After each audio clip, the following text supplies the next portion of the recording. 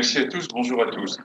Euh, alors, c'est en effet une question qui est vieille comme le monde, et qui demeurera après le Covid. On ne résoudra pas tout avec le Covid. J'avais déjà eu l'occasion de construire avec le politique, mais dans d'autres circonstances. C'est comment, à partir de grands résultats scientifiques, on peut modifier des décisions politiques en termes de santé. Et on peut éclairer déjà, je dirais, une forme de gouvernement qui décide. Et alors, je l'avais eu sur deux grandes circonstances relativement récentes.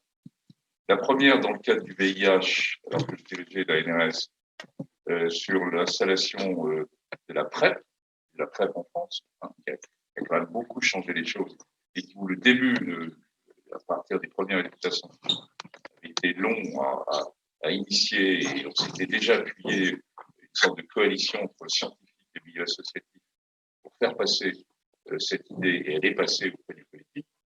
Et la deuxième chose importante aussi était comment accélérer la mise à disposition des traitements contre l'hépatite C. Et ces deux décisions assez majeures de Marissa Touraine. J'avais eu l'occasion de voir comment et de construire comment, à partir de données scientifiques solides, on peut éventuellement éclairer, faire prendre des décisions.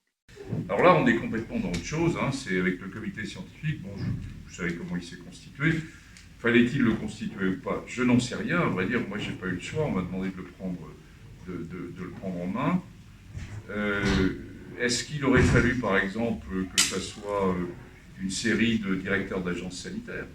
On aurait pu très bien imaginer qu'ils se regroupent et qu'il y ait un regroupement des différents directeurs. Pourquoi pas? Et d'ailleurs, c'est un modèle qui pourrait encore totalement être mis en place.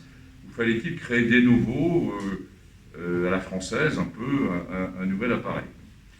Je constate, alors évidemment, je suis mauvais juge pour en parler, je constate que finalement, je regarde autour de nous au niveau européen, et à peu près le même type, avec des nuances bien sûr, mais c'est mis en place dans les différents grands pays européens. On a beaucoup de relations avec eux, les Espagnols, les Italiens, les Allemands, les Anglais. Bon, le modèle américain est un tout petit peu différent dans un contexte politique, avec un président américain qui est ce qu'il est, et où mon ami Tony Fauci a beaucoup de mal, mais quand même est là en termes de directeur d'agence et directeur d'un des blocs du NIH.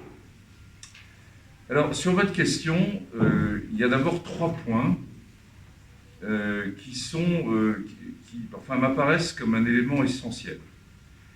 Le premier, c'est qu'il y a quand même des choses qui sont très différentes entre des médecins, des scientifiques et le politique. La notion du temps, la temporalité n'est pas la même. Ça, c'est un premier grand point. La notion du temps dans les médias actuellement, c'est 1 heure, 2 heures. La notion du temps pour le politique, c'est en général 2-3 jours. Et la notion du temps pour les scientifiques, elle est de plusieurs semaines, voire de plusieurs mois.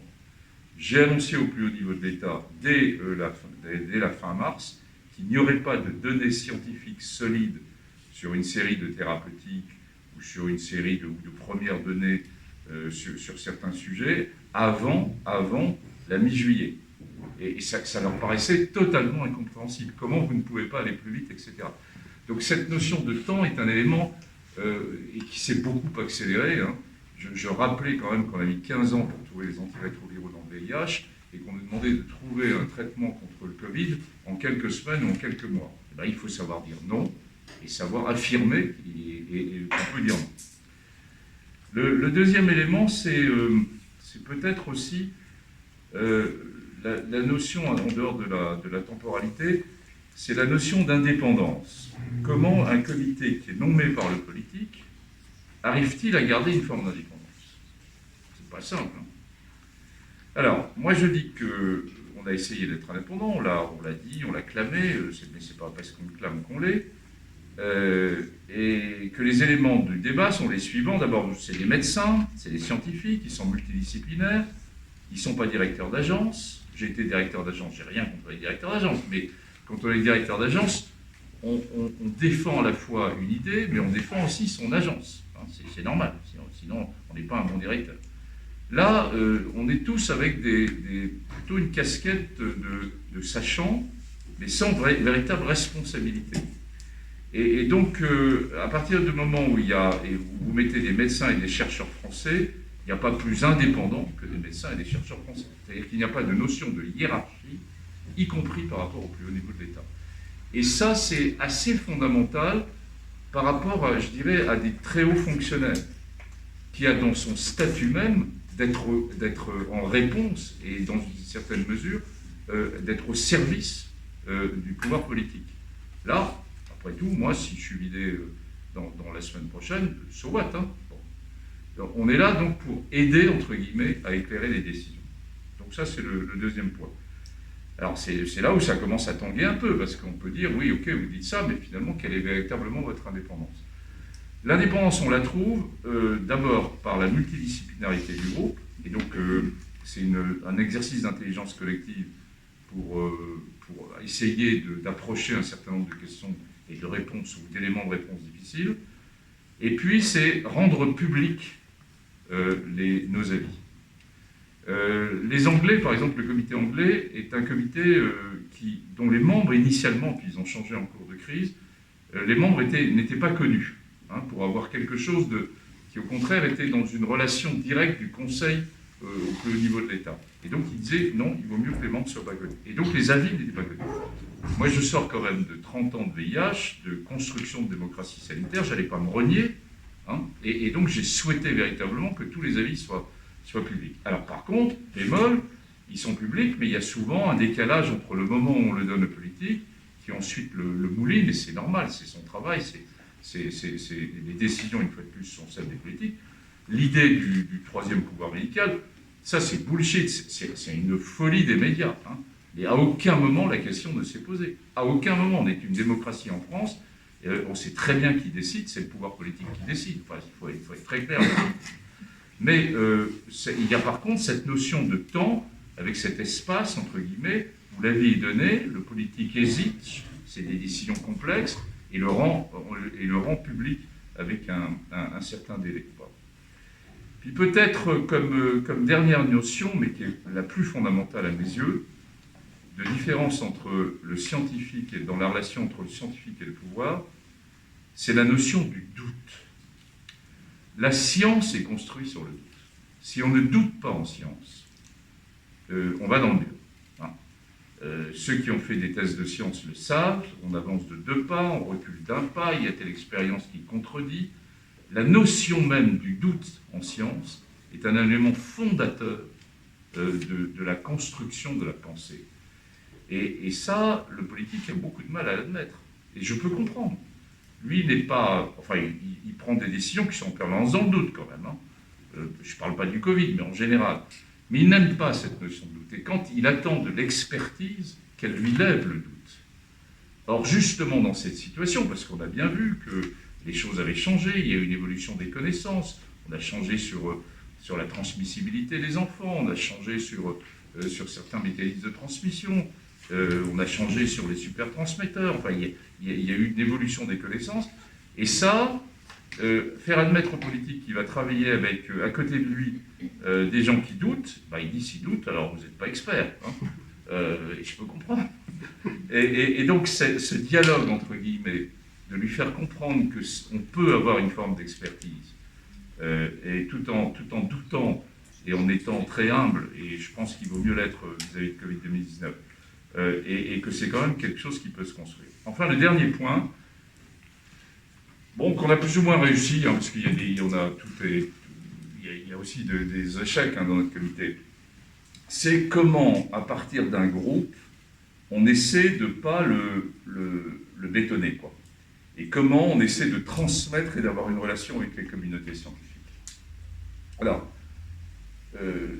j'avais fait attention que la multidisciplinarité du groupe permette à chacun ensuite d'aller vers des aspects d'épidémio, des aspects de méthodologie, des aspects de virologue, le groupe des réanimateurs, on avait le président du Haut Comité de Santé Publique, donc pour la santé publique. Et après, ça s'est plus ou moins bien fait, c'est-à-dire sur la transmission et la remontée ensuite des communautés scientifiques. Vous qui ont elles-mêmes ont été quand même très sidérées durant le mois de mars et jusqu'à la mi-avril, qui se sont réveillées avant même, mais qui se sont réveillées véritablement en écrivant, parce que là aussi ça se construit en écrivant, lors en particulier des appels d'offres scientifiques de l'ANR, de Reacting, du PHRC, et la construction scientifique est venue avec un certain décalage. Donc on s'est trouvé, à vrai dire, assez isolé durant la période du mois de mars et du mois d'avril. Et je termine pour dire que j'ai un gros regret, et c'est pas faute de l'avoir demandé, c'est que le gouvernement n'a pas accepté, voulu, compris, probablement parce qu'on l'a mal présenté, l'idée de construire un nouvel objet qui aurait été une sorte de comité citoyen, hein, et qui permettait finalement d'entamer un dialogue en écoutant les réactions citoyennes, et pas seulement les écoutant sur le web, sur les réseaux ou sur des débats totalement pipés sur les chaînes télé. Et ça, je regrette profondément que le gouvernement ne l'ait pas compris. C'est pas trop tard. Je ne lâcherai pas. Et en particulier, ça peut se monter, en particulier en région et au niveau des grandes métropoles. Au niveau de chaque grande métropole, cette discussion entre le sachant, le politique et le citoyen, on voit bien que sur des mesures difficiles à prendre, l'acceptabilité de ces mesures n'est pas si facile. Elle ne serait probablement pas tellement facilitée, mais un peu quand même, si le dialogue citoyen s'était mis en place. Donc ça, je le regrette profondément. Après, pour terminer, voilà, on est sans rentrer, le conseil scientifique a quand même évoqué dès le mois de juillet, dans un contexte qui n'était pas alors celui qu'on connaît maintenant, qu'il y aurait une reprise dès l'automne, a évoqué et a mis sur la table le problème des 20 grandes métropoles françaises, en disant que c'était là où ça allait jouer, que l'organisation allait jouer. Mais par contre, le conseil scientifique, il y a des choses qu'il n'est pas.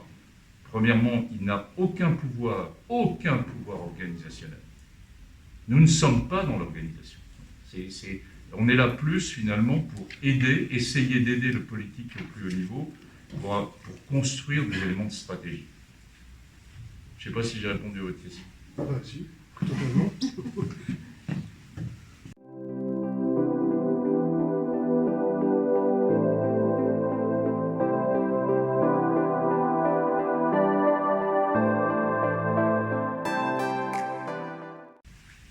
Merci. Du coup, peut-être pour commencer, je ne crois pas que l'épidémie soit un révélateur. Plus exactement, il y a beaucoup de choses qui étaient écrites. Et vous le disiez un peu. Les inégalités en santé, le poids des déterminants, toutes choses que, et vous, moi je ne suis pas ni médecin ni scientifique, on lit tout le temps, partout, ad nauseam. Et nous-mêmes, le premier axe du projet régional de santé de l'Agence régionale de santé d'Île-de-France, c'est la lutte contre les inégalités sur les déterminants. Et donc, pourquoi je dis pas tellement un révélateur? Parce qu'au fond, ces éléments, on les avait. C'est plus une grosse gifle qu'un révélateur. Une grosse gifle parce qu'en fait, tout ce qu'on avait sur le papier, ça se met dans une espèce de puissante chambre d'écho, comme pour les tests PCR, avec beaucoup de tours d'amplification, et on ne peut plus y échapper. Et il y a beaucoup de questions, au fond, qu'on retrouve et qu'on avait, d'une certaine manière, regardées à l'entraînement, pour faire une métaphore sportive, par ailleurs, qui ne m'évoque rien à moi, mais quelques éléments. Évidemment, on savait que les comorbidités liées notamment aux inégalités socio-économiques étaient un facteur. On ne savait pas par contre à quel point le Covid-19 en serait un accélérateur à ce point-là. Et pour vous donner un exemple, ce matin, j'étais avec le Premier ministre à la rencontre des parlementaires de Seine-Saint-Denis, et on a encore beaucoup de mal à articuler ce sujet-là. le premier sujet pour beaucoup d'élus, et je le comprends, c'est le nombre de lits de réanimation. Et les quelques centaines de milliers d'euros qui nous permettraient de développer des programmes de grande ampleur en termes de prévention de l'obésité, on a beaucoup de mal à les obtenir. Et même nous, Agence régionale de santé, à déplacer le curseur de notre action. Et donc, du coup, là-dessus, c'est pour ça que je commençais par là, il y a une espèce de claque, parce qu'au fond, on savait bien tout ça. Après, il y a quelques réflexions qui viennent notamment en écoutant Jean-François Delfrécy. J'aime bien l'idée que la différence entre le scientifique et le politique, c'est la manière du doute. Enfin, j'aimerais bien cette idée. Mais on s'est croisé régulièrement sur des plateaux télé avec Jean-François ou d'autres professeurs qui... On s'est croisé aussi au téléphone. Exactement. On parlait de choses sérieuses, pas que sur les plateaux. Non, mais si j'emmenais au plateau télé, parce que l'expression du doute n'a pas été la vertu la plus partagée quand même dans ces ou plutôt il y a une expression de certitude séquentielle. Je repense et je relis avec parfois émotion, parce que comme certains autres, j'enchaîne les commissions d'enquête, je suis obligé d'avoir la chronologie en tête. Par exemple, les injonctions furieuses et compréhensibles pour que la politique de test soit une politique de grande ampleur, sans aucune restriction ni priorisation. Et même certains, du coup, par ailleurs pas totalement touchés par le doute, disant, à juste titre aujourd'hui, et ce point-là, il est fondamental, parce que je fais ce qu'il ne faut pas, mon masque glisse.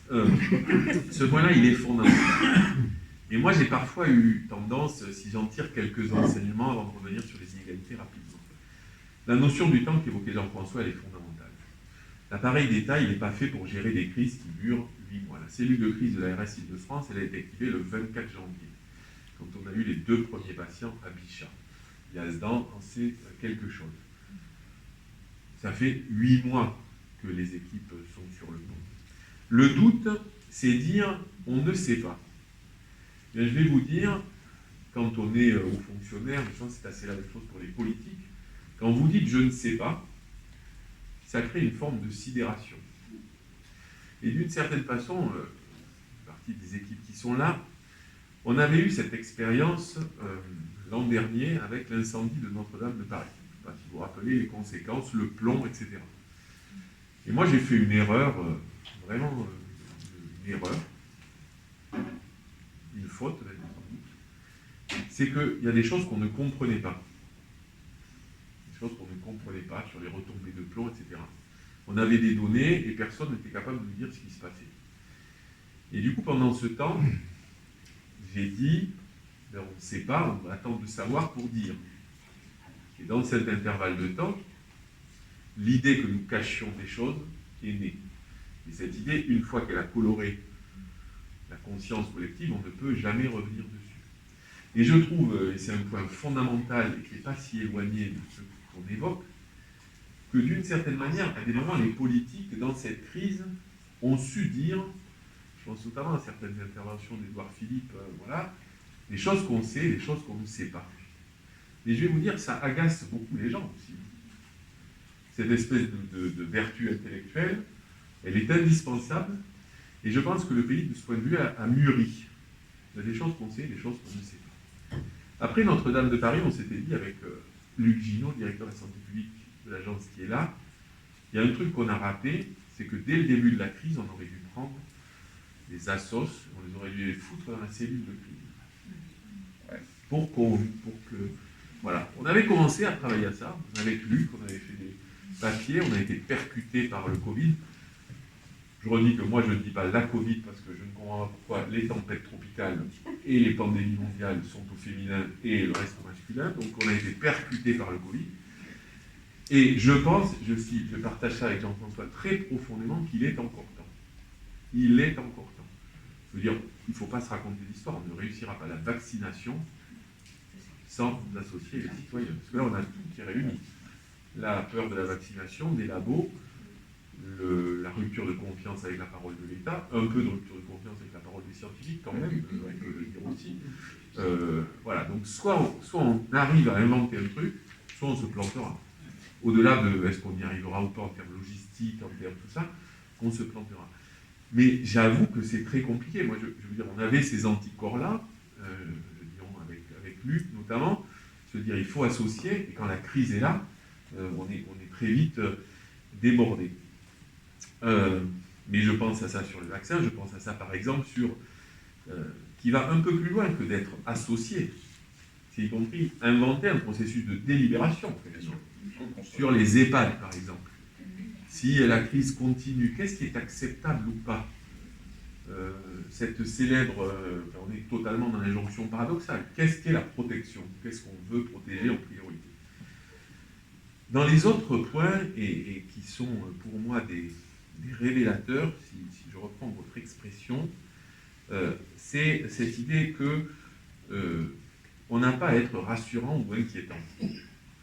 Moi, très souvent, la question qui est posée, c'est est-ce que c'est inquiétant ou est-ce que c'est rassurant? En fait, j'en sais rien. Mon métier n'est pas là. Mon métier est de préparer toutes les hypothèses. Et dernier point, et ça va faire le lien, et après je me tairai, la connaissance. Mi-mars, on a les premiers indicateurs de surmortalité en Seine-Saint-Denis.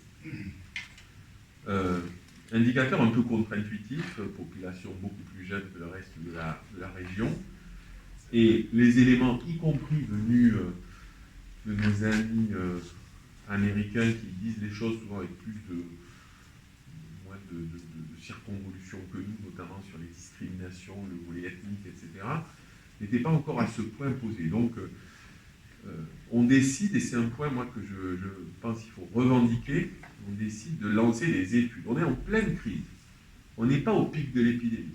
On prend chaque jour 150 patients réels. On est focalisé sur est-ce que la vague va nous emporter. Et bien, on commande à l'Observatoire régional de la santé une étude pour expliquer cette surmortalité. On met aussi l'AP, qui a publié un rapport aussi remarquable que celui de l'ORS pour comprendre, avec, de mon point de vue, une obsession qui est de dire est-ce qu'il y a une surmortalité sur ces personnes habitant la Seine-Saint-Denis à l'hôpital, avec des effets de ségrégation. Voilà.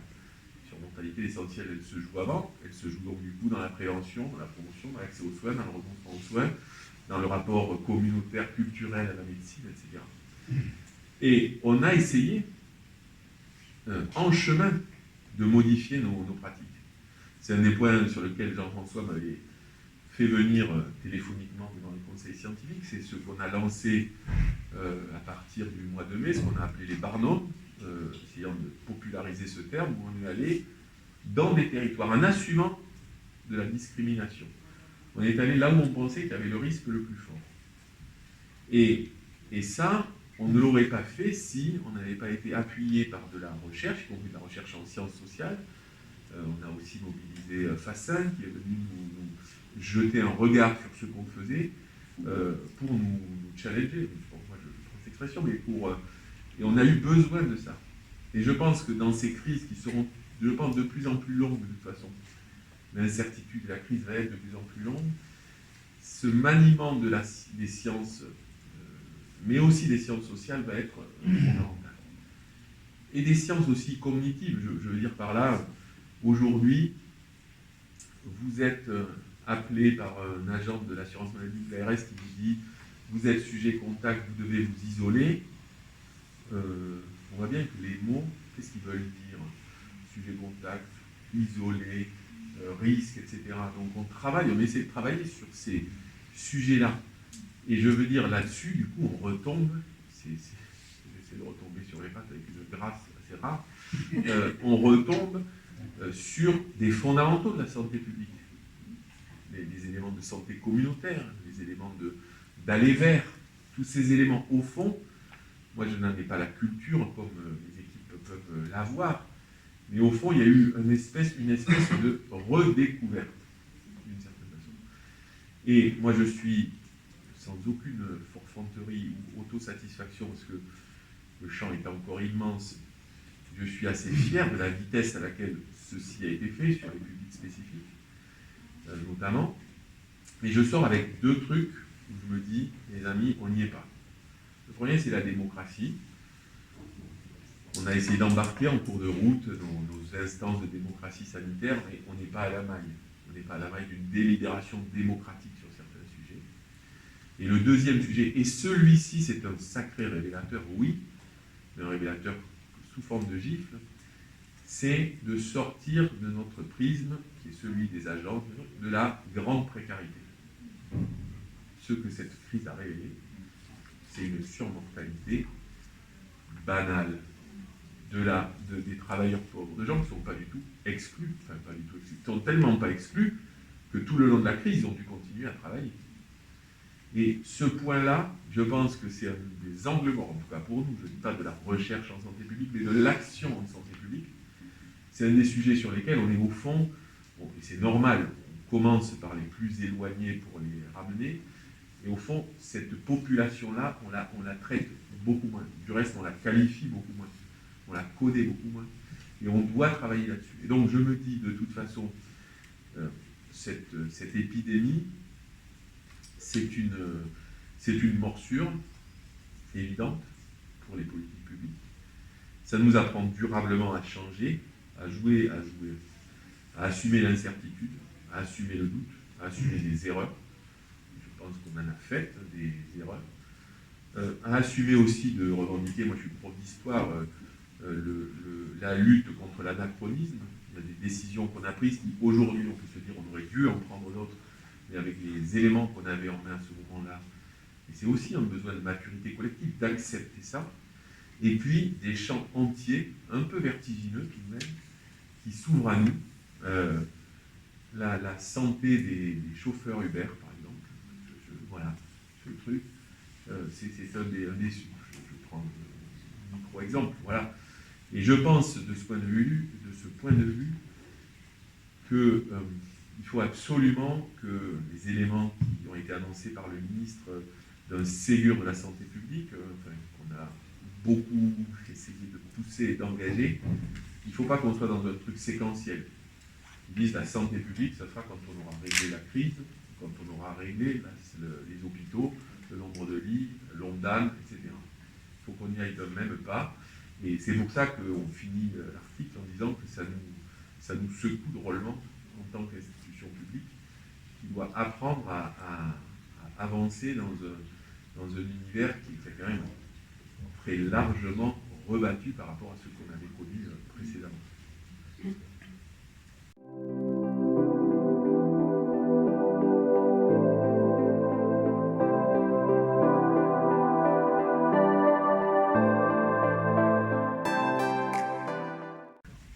D'abord, je remplace Gérard Raymond qui n'a pas pu venir. S'il avait été là, il serait réjoui de vous entendre l'un et l'autre, à la fois sur le Covid et puis l'occasion de Notre-Dame. Alors, bon, tout le monde sait à peu près ce que c'est que France Asso Santé. Non, donc c'est l'Union nationale d'associations agréées. Il y en a 85 aujourd'hui. Alors évidemment, on a plusieurs collèges, mais une grande partie vont représenter des gens porteurs de maladies, notamment de maladies chroniques. Puis on a aussi des retraités, des usagers, des associations familiales, même des groupes de consommateurs, de défense des consommateurs. Donc, on envisage très vite, on comprend très vite que ce groupe s'estime être aux premières loges concerné par l'arrivée de l'épidémie de Covid. Donc, je pense qu'il y a deux phases. Il y a une phase de sidération au début, donc on ne peut pas reprocher dans l'urgence de mise en place d'un dispositif que les mécanismes traditionnels de la démocratie sanitaire s'enclenchent immédiatement. Et puis, il y a une préoccupation croissante, et qui est absolument mal comprise, et qui peut se transformer même en courroux, si vous voulez, pour plusieurs raisons. Alors, je vais reboucler avec le problème de ce qu'on peut appeler la vérité scientifique ou la légitimité scientifique et politique. Dans France Asso Santé, on a complètement l'habitude de l'incertitude et du débat scientifique autour de la médecine, parce que la médecine s'y prête très bien en réalité. Ce n'est pas obligatoirement une science très dure. On a un point commun d'ailleurs avec l'économie, malgré la grande présence des ingénieurs économistes en France qui nous ont persuadés que c'était une science dure à un moment. Donc on a l'habitude d'avoir des débats contradictoires, assez chauds, sur plein de sujets, à la fois à l'intérieur pour un thème précis, qui peut être par exemple les adjuvants dans les vaccins, ou pour des thèmes, et là ça devient assez passionnant, c'est plus dans un acte de santé publique, quand des représentants, par exemple d'associations de pathologie, ou qui représentent, chacune représentant ses propres intérêts, travaillent au long terme autour d'un thème précis. Donc nous, on est une sorte de parlement permanent et France Asso Santé ne peut s'exprimer en fin de compte au niveau national ou au niveau régional que dans des formes de construction de consensus. Et donc dans ces constructions de consensus, on trouve ce problème, cette trajectoire de l'incertitude en permanence. Donc je dirais que les associations de patients et les associations d'usagers sont parfaitement armées en réalité pour essayer de deviner les intentions. Or, vous avez parlé des intentions. Pourquoi elles ne sont pas comprises? Parce qu'elles ne sont pas claires. Malgré, on peut se rattacher aux travaux du Conseil scientifique. Parce que d'abord, ils sont mis en ligne, mais on comprend très vite, et ça a été rappelé, qu'ils sont découplés de la prise de décision politique. Donc, le problème est au niveau politique. Les intentions du politique ne sont pas claires, en réalité. Et je ne parle pas seulement de l'anachronisme, parce que ça, on peut le comprendre, même si la maladresse était absolument énorme. Si on prend la chronologie de la communication de France Asso Santé, par exemple, on était dans une stratégie de réduction des risques très tôt et on parlait de masques faits maison dès la fin février. Et après, on a été content de s'aligner sur les positions du CDC d'Atlanta qui disent, dans le pays le plus riche du monde, qui dépense autant, on a une pénurie de masques, donc vous avez le droit de mettre un cache-nez et s'adresser aux professionnels de santé. C'est un truc inimaginable. Bon, il y a eu plusieurs je vais faire un peu court, il y a eu plusieurs étapes comme ça. Par exemple, aujourd'hui, si vous allez sur le site de France Asso Santé, il y a une demande de remettre au goût du jour l'obligation vaccinale de la grippe des professionnels de santé. C'est une position dure. On sait qu'il y aura des débats, etc. Mais elle est un peu réfléchie, parce qu'on connaît un peu les sujets. On a travaillé très longtemps dans les vaccins. Par exemple, la vice-présidente de France Asso Santé est vice-présidente de la concertation citoyenne sur la vaccination auprès d'Alain Fischer. Donc on est quand même très acculturé dans ce milieu. Aussi, on essaye d'apporter à travers de la structure nationale, qui a un peu des moyens. Par exemple, on a un chargé de mission européen qui est constamment en relation avec le Parlement européen, avec la Commission, qui essaye de suivre ce qui se passe. Et on a un réseau, en fin de compte, on échange avec un réseau associatif au niveau européen et même international, nord-américain ou autre. Donc, je dirais, il y a des flux d'informations qu'il faut savoir traiter, qui sont importants. Et le problème, c'est que la communication avec l'exécutif a été largement insuffisante. Donc, évidemment, ensuite, vous revenez aux médias, il y a une double crise. Il y a une crise de légitimité politique et une crise de légitimité scientifique, en réalité. Parce que les médias n'ont pas assez... ils ont un jeu, on le connaît, ils recherchent éventuellement les parts d'audience, et puis il y en a qui ont il y a des stratégies de dérive populiste assumées de certains d'entre eux. D'ailleurs, il ne faut jamais laisser la chaise libre, il faut y aller. Et ensuite, il y a un jeu politique où on ne comprend pas très bien qui cautionne qui, en fin de compte. Donc, le discours politique en relation avec la science n'a pas été assez clair. Par exemple, moi, j'aurais aimé dire, nous prenons une stratégie suédoise en essayant de l'appliquer à la France. Ben non, on baptise ça « vivre avec le virus ». Puis on voit que ça ne marche pas parce que la France n'est pas la Suède. Très rapidement, on le voit assez vite, heureusement. Par exemple, il y a des glissements sémantiques, nous, on est très sensibles à ça. Tout à coup, un responsable politique de haut rang ne va plus dire tester, tracer, isoler. Il va dire tester, accompagner, et puis il ne termine même pas sa phrase, vous voyez. Donc on se dit, il y a un problème. Donc il réagit par rapport... Oui, on était beaucoup pour les tests à grande échelle. On ne pouvait pas penser que l'organisation qu'on pouvait constater dans d'autres pays allait être aussi défaillante en France, en s'appuyant sur l'existence. C'est un autre problème, ça. On ne met pas trop en cause l'existant en France, on fait avec les moyens du bord, et comme disait un personnage célèbre, l'intendant suivra. C'est une grande tradition, malheureusement. Donc voilà ce que je voulais dire. S'il n'est pas trop tard, il est très important de refaire venir des forces vives, alors pas seulement représentants d'associations de patients ou d'usagers, mais aussi au-delà citoyennes. Moi j'ai un bon souvenir de concertation, par exemple, autour du dépistage du cancer du sein. Il y a eu des initiatives très intéressantes qui ont un peu modifié à la marge la communication de ces instituts sur des sujets compliqués où on remet en cause quand même des dogmes, quasiment, dans un certain nombre de cas.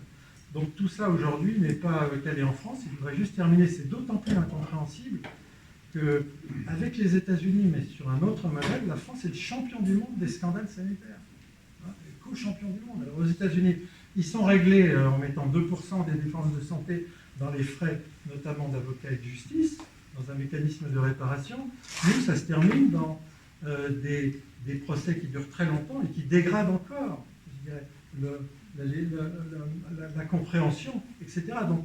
Donc, dans un pays qui a connu autant de scandales sanitaires, qui les a surmontés quelquefois, et puis ils ont été à l'origine de problèmes, M. Delfrécy l'a rappelé, autour du sida notamment, on sait d'où viennent les grandes avancées de la démocratie sanitaire. Tout à coup, on a l'impression de faire totalement marche arrière. Et ça, c'est incompréhensible, c'est mal joué, et on ne comprend pas.